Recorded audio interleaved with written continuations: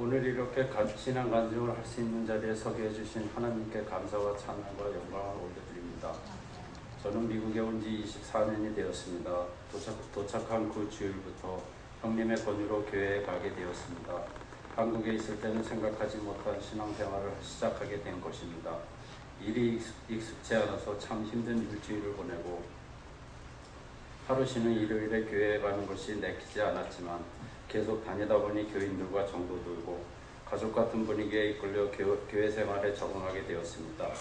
2, 3일 산상 수련회에 갈 때면 은혜를 사모하기보다는 일하느라 힘들어서 쉬러 간다는 생각이 많았던 것 같았습니다. 세월은 빠르게 지나갔는데 신앙생활의 마음가짐이 잘못됐는지 신앙적으로 마음의 문이 잘 열리지 않았고 제자리 걸음하는 나를 보며 신앙생활에 회의도 오고 지쳐갔습니다.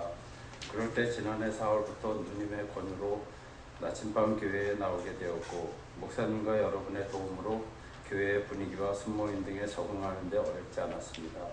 그러던 중 작년 4월에 큰 사고로 힘든 시간을 보내는 중에 저를 다시 한번 돌아보게 되었고 인생의 허무함을 느끼며 삶의 의미를 생각해보게 되었습니다.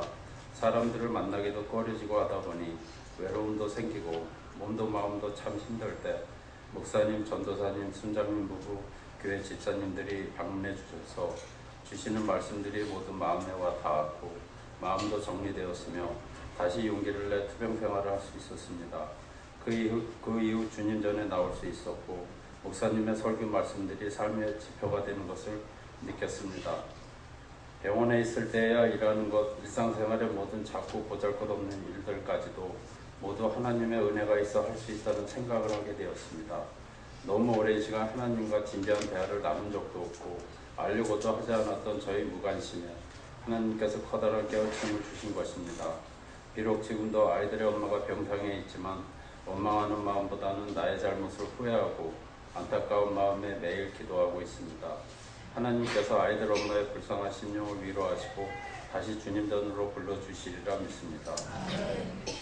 특별히 이번 1:1 제자 양육을 통하여 하나님은 어떤 분이시며 하나님께서는 어떤 일을 하셨는지 지금은 무엇을 하고 계신지를 배우면서 하나님께서 나의 모든 삶의 영역을 지금도 간섭하고 계신가 나를 사랑하시며 감사를 드렸고 내가 죄인인 것과 내 죄를 위해 그리스도께서 십자가에 죽으시고 부활하신 나의 구원자이시며 나의 주인이심을 고백하게 되었습니다. 또한 전도서 7장 14절에 형통한 날에는 기뻐하고 곤고한 날에는 되돌아보아라.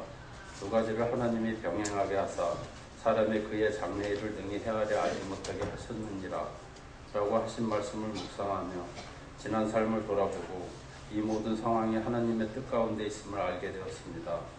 앞으로 더욱더 주님의 말씀을 배우며 기도를 통하여 하나님과 깊은 교제를 하며 하나님의 선하시고 기뻐하시고 온전하신 뜻이 무엇인지 분별할 수 있기를 원합니다.